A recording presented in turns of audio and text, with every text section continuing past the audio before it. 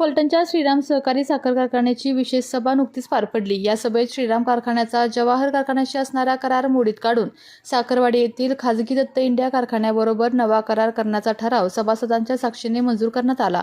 यानंतर ही विशेष सभा सभासदांच्या प्रश्नाला कोणती उत्तरे न देता ताबडतोब संपवण्यात आल्यामुळे नगराध्यक्ष शमशेर नाईक निंबाळकर, माजी सनदी अधिकारी विश्वासराव भोसले, ॲडव्होकेट नरसिंह निकम, शिवरूपराज खर्डेकर यांनी आक्रमक होऊन कारखान्याचे चेअरमन बाळासाहेब शेंडे आणि संजीवराजे नाईक निंबाळकर यांच्यावर प्रश्नांची सरबत्ती केली। यामुळे जाताच आक्रमक झालेला संजीवराजे नाईक निंबाळकर यांनी भरसभेत स्टेजवरून खाली जमिनीवर उडी मारून शमशेर नाईक निंबाळकर यांच्याशी चर्चा चालू केली। त्यामुळे थोडा वेळ सभेत गोंधळाचे वातावरण निर्माण झाले। यामुळे सभासदांच्या मध्ये थोडा वेळ गोंधळाचे वातावरण निर्माण झाल्यामुळे फलटण तालुक्यात सर्वत्र या सभेबाबत चर्चा मात्र अजूनही सुरू आहे।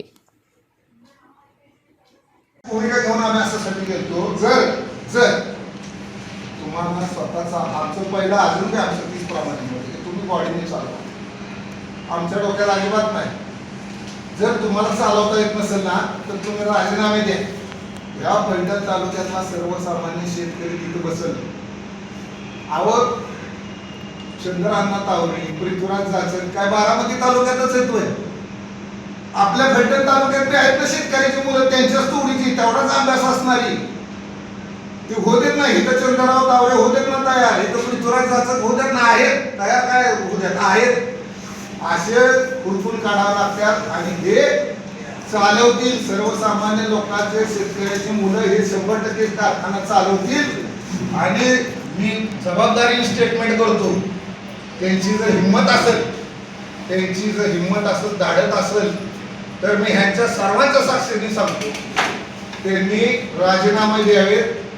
आमच्या ताब्यात त्यांनी कारखाना द्यावा, त्यांनी द्यायचा आहे।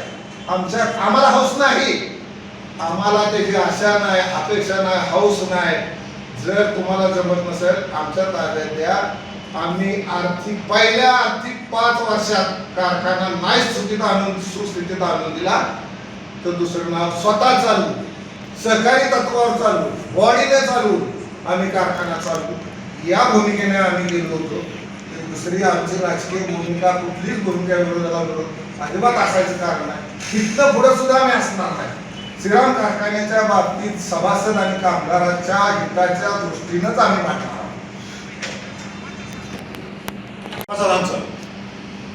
तर तुम्ही आम्हाला कळवा, आम्ही 15 तारखेला आमचं म्हणणं कळवलं, RJD कळवलं आणि तळेकर साहेबांना एमडीला पण लेखी कळवलं आणि पोच माझ्याकडे मेलने कळवलं। आता काय कळवलंय हे सगळं कळवलं। सभासदांचे जे काही निवेदन आलेले असतात ते पहिलं वाचन व्हायला पाहिजे। कोणाकुठल्या सभासदाचं काय काय म्हणणं आहे, माझ्यासारख्या माणसाचं सभासदाचं वाचन पण त्यांनी केलं नाही, ते मुद्दे पण त्यांनी वाचन केले नाही। मग तुम्ही 5 मिनिटांमध्ये सभा उधळत आहे, हे लोकशाहीला अजिबात घातक म्हणजे शेतकऱ्यांना बळीराजाला त्याचा नरडीव पाय ठेवून त्याचं शोषण करून तो कारखाना आपल्या दारात बांधायचा। दुभती गाय जी शेतकऱ्यांची गाय आहे, शेतकऱ्याची मालकी आहे, स्वतः मालक त्याचे झालेले आहेत आणि स्वतः त्यांच्या अधिकाराचा दुरुपयोग करून आणि म्हणून मला वाटतं ते माहितीमध्ये आता आलेले आहेत, ह्यासाठी ते उद्योग करण्यासाठी आले असावे असं मला वाटतं। ह्याप्रमाणे माझ्या काय येते ह्या सगळ्याच्या व्यतिरिक्त मला काय सांगू वाटत नाही की ॲग्रीमेंट ही ॲग्रीमेंट आहे, ॲग्रीमेंटचे क्लॉजेस ओपन आहे। 20 सेक्शन आहे, त्याच्या अगोदरचा हा दुसरा एक सेक्शन आहे की मला मी सांगतो स्पष्ट किती सेक्शन मला मी दाखवलं ना,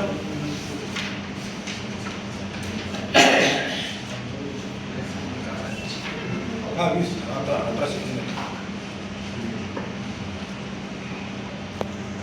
18 सेक्शन मला काय दाखवलं काय 7 वर्ष दंडाचा। मग ते आता बघतोय पण कोर्टात तरी सांगितलं नाही आम्ही 8 कोटी भरू आता, कारण आम्ही विचारलं तर बघतो ते 8 कोटी भरायला तयार आहे तुम्ही। अरे वा कॉम्प्रोमाइज करताय तुम्ही, कॉम्प्रोमाइज केल्यानंतर कोण दंड भरणार हो? आपसी संमतीनं ॲग्रीमेंट तोडल्यानंतर दंड भरायची तरतूद नाही। जर तो सोडून गेला तर दंड जातं त्यांनी जे लायबिलिटी होते। तर इथं हे हसवापसूचा कार्यक्रम केलेला आहे आणि याच्यातून शेतकऱ्याचं भलं होणार नाही आहे आणि म्हणून इतक्या मोठ्या शेतकऱ्यासमोर तुम्ही पण ऐकलं की सभा त्यांनी होऊ दिली नाही आणि ही सभा इलिगल आहे, बेकायदेशीर आहे असे शासनाला आम्ही कळवण्याची आणि वेगळी कारवाई करण्याची आम्ही जबाबदारी घेतलेली आहे शेतकऱ्यांसाठी। आम्ही शेतकऱ्यांसाठी हा कारखाना चालवा।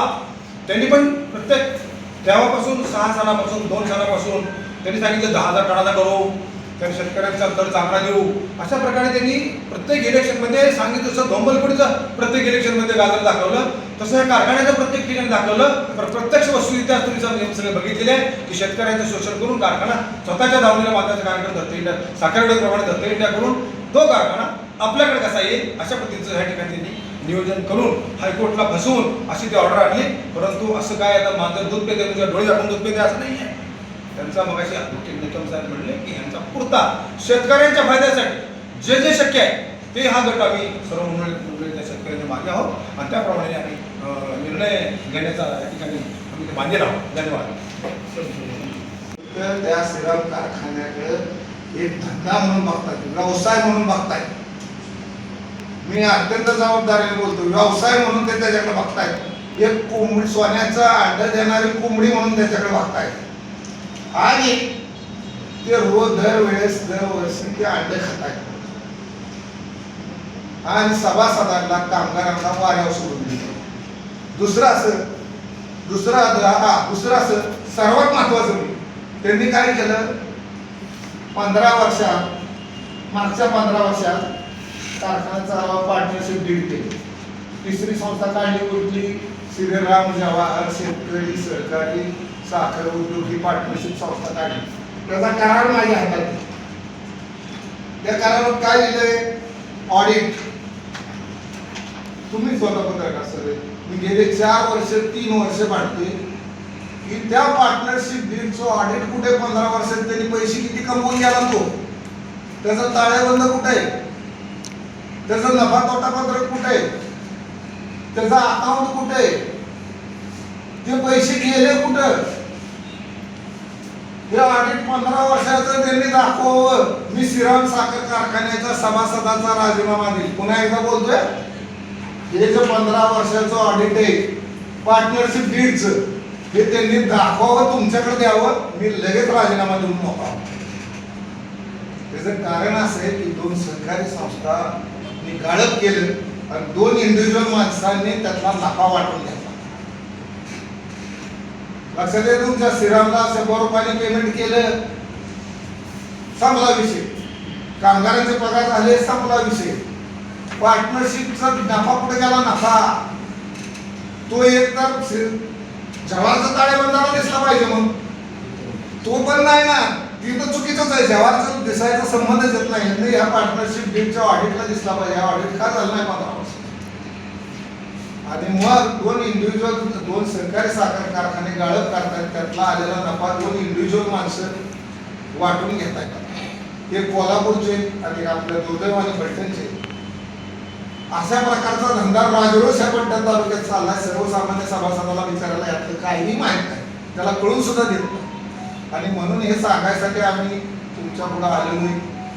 यातला काय तुम्हाला शंका अजून आल्यानंतर भोसले साहेब बोला. तालुक्यातील 2 ते 3 हजार सभासद आज त्या श्रीराम कारखान्याच्या सभेला उपस्थित होते. यामध्ये सर्व सभासद एकच होते की तुम्ही जो कारखानाचा करार मोडताय आणि जो 29ला करार संपणार होता, तो करार संपताना तो कारखाना नील करून तो करार संपणार होता.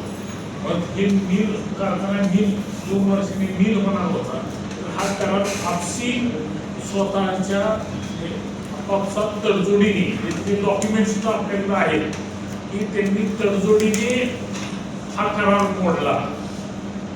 वास्तविक पाहता त्यावेळेस त्यांनी शेतकऱ्याची बाजू घेऊनच भूमिका संचालक मंडळाने मांडायला आली होती की जेणेकरून आता 29ला आमचा 29 पर्यंत तुम्ही कारखाना चालवायला हवा आणि 29 नंतर 36 पर्यंत हा 36 पर्यंत चालवायला हवा आणि तुम्ही आमचा कारखाना नील करून द्यायला हवा, अशी भूमिका या संचालक मंडळाने मांडायला हवी होती. ती भूमिका त्यांनी मांडली नाही. उलट त्यांच्याशी हात मिळवणी करून त्यांना मिटम, त्यांना सोयीस्कररित्या त्यांना बाजूला जाण्याचा संधी या संचालक मंडळाने उपलब्ध करून दिली. आणि ही संधी उपलब्ध करून देत असताना त्यांनी सभासदांचा आणि कारखान्याच्या कर्मचाऱ्यांचा आणि कारखान्याच्या परिस्थितीचा कुठेही विचार केला नाही. जो विचार त्यांच्याकडनं पहिल्यांदा व्हायला हवा होता. मी त्यांना एकच म्हटलं की एवढे 3-4 हजार सभासद आलेले आहेत, यांना तुम्ही 25 वर्ष कारखाना चालवताय आणि यांना तुम्ही 5 मिनिटं प्रश्न विचारून देत नाही आणि तुम्ही सभा मोडून तुम्ही निघून चाललाय, तर तुमची 5 मिनिटं तुम्ही उपस्थित राहून त्याची उत्तरं जे भोसले साहेब, निकम वकील साहेब, शिवरू पाटील साहेब हे मागतायत यांची उत्तर तुम्ही द्या. 5 मिनिटाचं काम आहे, तर ही एवढी 5 मिनिटं सुद्धा द्यायला त्यांना वेळ नव्हता. याचा अर्थ असा आहे की यामध्ये या कारखाना हा त्यांना खाजगी करण्याच्या दृष्टीने त्यांची वाटचाल सुरू झालेली आहे.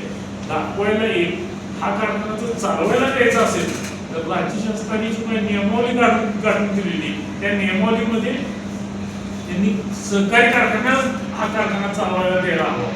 पण मुळातच हा कारखाना चालवायला देण्यापेक्षा त्यांनी स्वतः चालवावं आणि आमच्या शेतकऱ्याचं जे काही 100-200 रुपयाचे नुकसान होणार होतं ते नुकसान भरून निघालं असतं.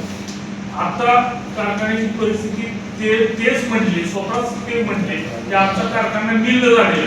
मग नील कारखाना असताना तुम्हाला दुसऱ्याला चालवायला द्यायची काय गरज आहे? नील कारखाना असताना तुम्हाला दुसऱ्याला कारखाना चालवायला द्यायची काय गरज आहे? म्हणजे कागदोपत्रावर 115 कोटी रुपये कर्ज दाखवत आहे आणि दरदरीत सभासदांशी खोटं बोललं जात आहे. याची फार या तालुक्याच्या बाबतीत फार ही दुर्दैव. आपल्या तालुक्यातील जिल्ह्यातील बातम्या सर्वप्रथम पाहण्यासाठी आजच सातारा न्यूजला YouTube चॅनलवर सबस्क्राईब करा, लाईक करा, शेअर करा आणि बेल आयकॉन प्रेस करायला विसरू नका.